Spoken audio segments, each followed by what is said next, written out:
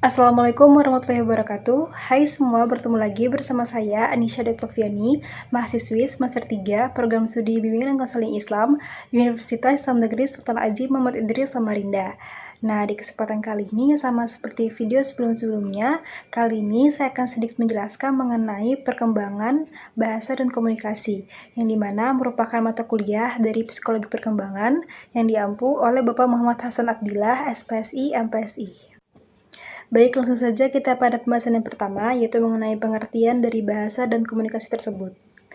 Nah, jadi menurut Yus pada tahun 2015, yaitu menjelaskan bahwa perkembangan bahasa merupakan sebuah kemampuan dalam menggunakan bahasa untuk menyampaikan sebuah gagasan tentang dirinya dan memahami orang lain, serta untuk mempelajari kosakata yang baru. Nah, jadi dengan kata lain, perkembangan bahasa ini tuh merupakan sebuah kemampuan yang mencakup tentang berkomunikasi, empati dengan orang lain, dan juga kemampuan untuk terus belajar dalam memahami dan memperkaya kosakata-kosakata yang baru. Nah, sedangkan komunikasi itu merupakan sebuah kecakapan atau kesanggupan dalam penyampaian sebuah pesan, gagasan, atau pikiran kepada orang lain dengan tujuan orang lain tersebut itu dapat memahami apa yang dimaksud dengan baik. Nah, baik itu secara langsung maupun secara tidak langsung. Nah, jadi dalam berkomunikasi ini tuh diharapkan untuk seseorang dapat menyampaikan sebuah pesan atau gagasan itu dengan jelas dan juga efektif, agar orang lain yang kita sampaikan pesan dan juga gagasan tersebut tuh dapat mengerti dan juga merespon dengan baik. Nah, selanjutnya ini kita membahas mengenai fase-fase perkembangan bahasa anak. Yang pertama itu ada fase pralinguistik, yaitu usia 0 sampai dengan 12 bulan. Nah, biasanya pada fase tahap ini itu perkembangan bahasa yang akan dilalui, yang pertama itu ada tahap bunyi resonansi. Nah, tahap bunyi resonansi itu merupakan tahap di mana suara yang dihasilkan itu mengalami resonansi atau perpaduan dengan resonansi alat-alat bicara, seperti hidung, tenggorokan, dan juga mulut. Lalu yang kedua itu ada tahap bunyi berleter. Nah, biasanya tahap ini tuh merujuk pada di mana suara yang dihasilkan terdengar sebagai suara leteran atau menggelembung, yang mungkin itu menunjukkan kesulitan dalam berbicara dengan jelas. Nah, dalam tahap bunyi berleter ini, yaitu ada tahap bunyi berleter ulang, yang dimana terjadinya sebuah pengulangan antara bunyi atau suara dalam berbicara, yang mungkin itu mengindikasikan masalah dalam artikulasi atau dalam pelafalannya. Nah, lalu ada tahap bunyi vokabel. Nah, pada tahap bunyi vokabel ini, yaitu di mana suara yang dihasilkan itu berkaitan dengan vokal atau bunyi vokal dalam bahasa. Nah, pada tahap ini itu mungkin melibatkan latihan atau pembelajaran pelafalan vokal yang baik. Nah, selanjutnya ada fase linguistik, yaitu pada usia 1 sampai dengan 3 tahun. Nah, pada periode ini, itu anak mulai mengucapkan perkataan yang pertama, meskipun belum lengkap, seperti kata atit, yaitu sakit, agi, yaitu lagi, dan seterusnya.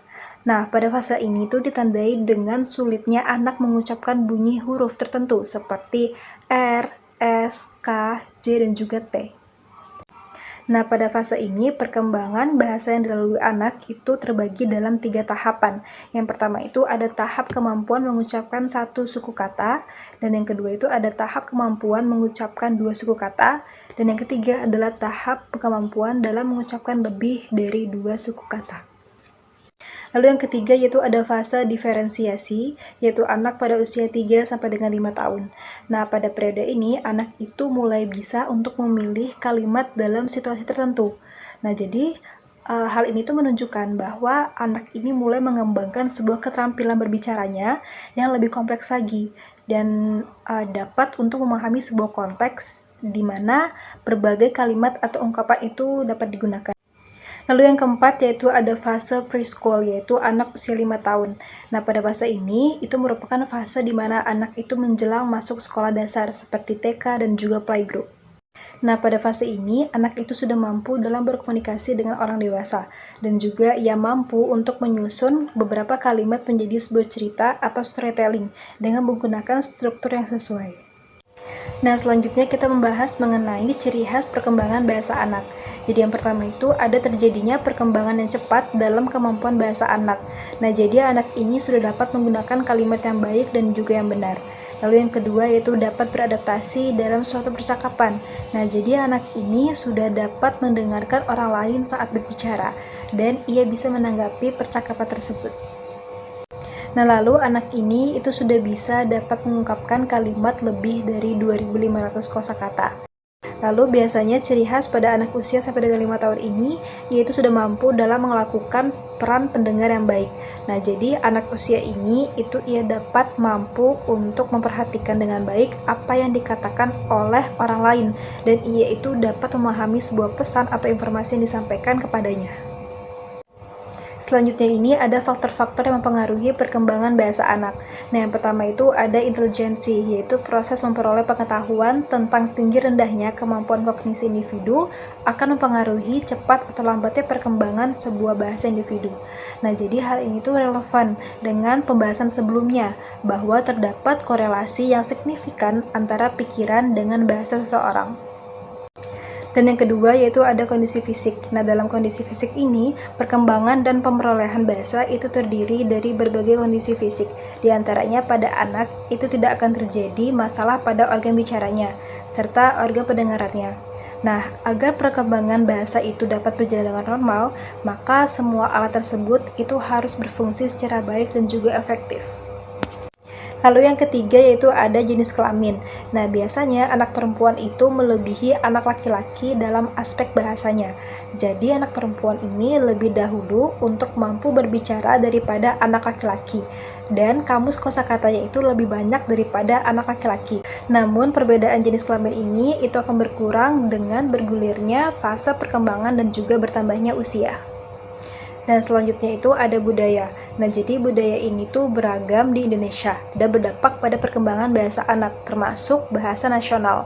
Jadi, anak yang tinggal di suatu daerah itu cenderung menggunakan bahasa daerahnya sehari-hari, sehingga pengucapan bahasa Indonesia itu mungkin akan sulit. Selain itu, tuntutan budaya tertentu itu juga dapat membuat anak tersebut kesulitan dalam mengembangkan bahasanya. Lalu yang terakhir yaitu ada lingkungan. Nah, jadi di sisi lain proses penguasaan bahasa itu tergantung dari stimulus lingkungannya. Pada umumnya, anak itu diperkenalkan bahasa sejak awal perkembangan mereka. Salah satunya yaitu disebut mothers, yaitu ibu atau orang dewasa. Nah, jadi anak ini belajar bahasa itu melalui proses perulangan dari orang-orang di sekitarnya. Baik teman-teman, mungkin hanya ini yang dapat sedikit saya sampaikan mengenai materi perkembangan bahasa dan juga komunikasi. Dan mohon maaf apabila banyak kesalahan dalam video ini. Sekian dari saya. Wassalamualaikum warahmatullahi wabarakatuh.